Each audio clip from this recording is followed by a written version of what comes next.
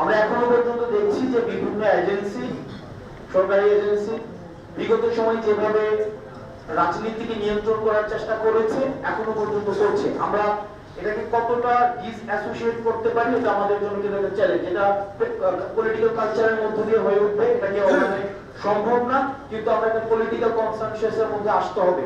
আমাদের রাজনৈতিক দলগুলোর মধ্যে এটা নিয়ে কথা বলতে হবে যে আমরা ইন্টেলিজেন্সকে এবং হচ্ছে বিশেষ করে ডিজিএফআই আমি নিজেও ভুক্তভোগী মিডিয়া ফ্যামিলির ক্ষেত্রে, যে তাদেরকে আমরা রাজনীতিকে প্রভাবিত করা থেকে কিভাবে দূরে রাখতে পারি এবং আগামী নির্বাচনে আর্মি কিভাবে ভূমিকা রাখবে সেটা হচ্ছে আমাদের নজরে রাখতে হবে।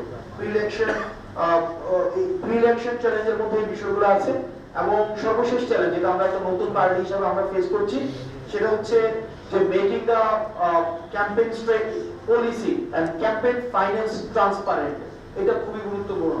যেমন আমার মধ্যে একটা রাজনৈতিক দল বা আমি ব্যক্তি পর্যায়ে যখন আমি রাজনীতি করতে এলাকায় যাই, খুব স্বাভাবিকভাবে আমার যেই ট্যাক্স ফাইল সব মিলে টাকা পয়সা আমার 40-50-60 লাখ টাকার বেশি সম্ভব না, কিন্তু আমার এলাকায় যিনি আগের বছর এমপি হয়েছে উনি 126 কোটি টাকা খরচ করছে আর 70 কোটি টাকা খরচ করে উনি হারছে।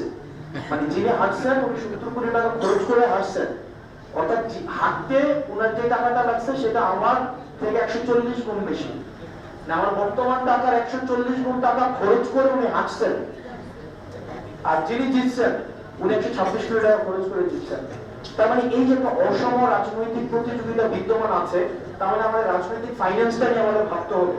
আমরা কিভাবে ফাইন্যান্স করব এবং কিভাবে ইলেকটোরাল ফাইন্যান্স আমাদের একটা লিমিটেশনস এর মধ্যে নিয়ে আসতে হবে এবং ইলেকটোরাল শেডু ফাইন্যান্স করা যায়। যেমন আমার পক্ষেই দেখা যায় আরেকজন 50 লাখ টাকা 1 কোটি টাকা খরচ করে দিবে, তখন আমি বলবো আমি তো খরচ করে এটা অন্যজন খরচ করতেছে। এই জায়গাটা খুব গুরুত্বপূর্ণ। সেক্ষেত্রে ডিজিটাল ফাইন্যান্সটাকে আমরা নিয়ন্ত্রণ করা। এখন ডিজিটাল ফাইন্যান্স দেখা যায় ভার্চুয়াল ফাইন্যান্সটা যদি নিয়ন্ত্রণ না করা যায় সেটাকে অসম প্রতিযোগিতা ক্রিয়েট করবে। আসনগুলোতে দেখা যাবে আমার প্রতিদ্বন্দ্বী বা আমি নিজেও যদি ভার্চুয়ালি প্রচুর পরিমাণে ইনভেস্টমেন্ট করি, এটার একটা রিয়েল টাইম রিপোর্ট একটা ইলেকশন কমিশন নেওয়া উচিত যে আসলে একজনের পক্ষে কি পরিমাণ অ্যাডভার্টাইজ যাচ্ছে, কি পরিমাণ টাকা খরচ হচ্ছে ভার্চুয়ালি। এটা যদি আমি আনডকুমেন্টেড রাখি ডিজিএফআই এর মতো, এটা খুবই পরবর্তীতে একটা আনইভেন ফিয়ার ক্রিয়েট করবে রাজনৈতিক পরিসরে। এটা আনইভেন ফিয়ার ক্রিয়েট হবে।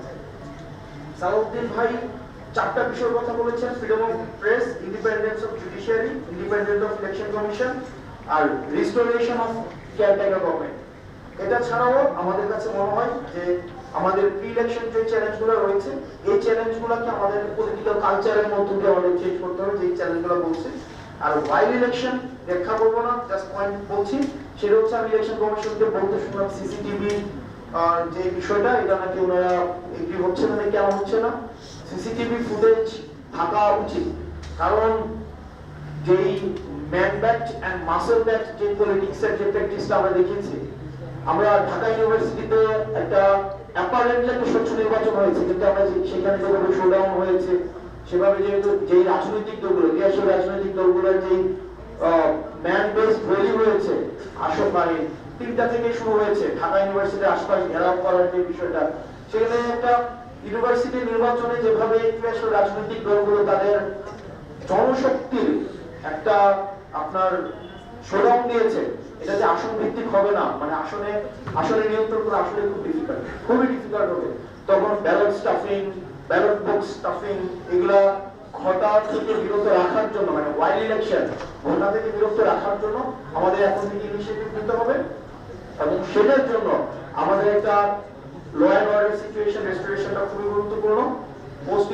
এটাকে ব্যাখ্যা করা যায়, আরো অনেকগুলা পয়েন্ট এখানে ইনক্লুড করা যাবে, সেদিকে যাচ্ছি না, এগুলো পরবর্তীতে অন্যরা আলোচনা করবেন হয়তো। দেন পোস্ট ইলেকশন চ্যালেঞ্জ, যেটা বেশি গুরুত্বপূর্ণ। পোস্ট ইলেকশন চ্যালেঞ্জের মধ্যে 2টা বিষয় আছে, একটা হচ্ছে question of acceptance and question of denial. যে ইলেকশনটাকে যদি আমরা পরিস্থিতি যদি তৈরি হয়ে যায় যে আমরা এটাকে ডিনাই করছি, তারপরে রান করার যে বিষয়টা, ইলেকশনের যে একটা চরিত্র দাঁড়াবে, এটাকে আমরা কিভাবে ডিল করছি। আর অ্যাকসেপ্টেন্স যদি হয়, এই অ্যাকসেপ্ট যেন সব পার্টি করে নেয়, এটার দায়িত্ব এখন election commission, interim government, civil society and media তাদের নিতে হবে।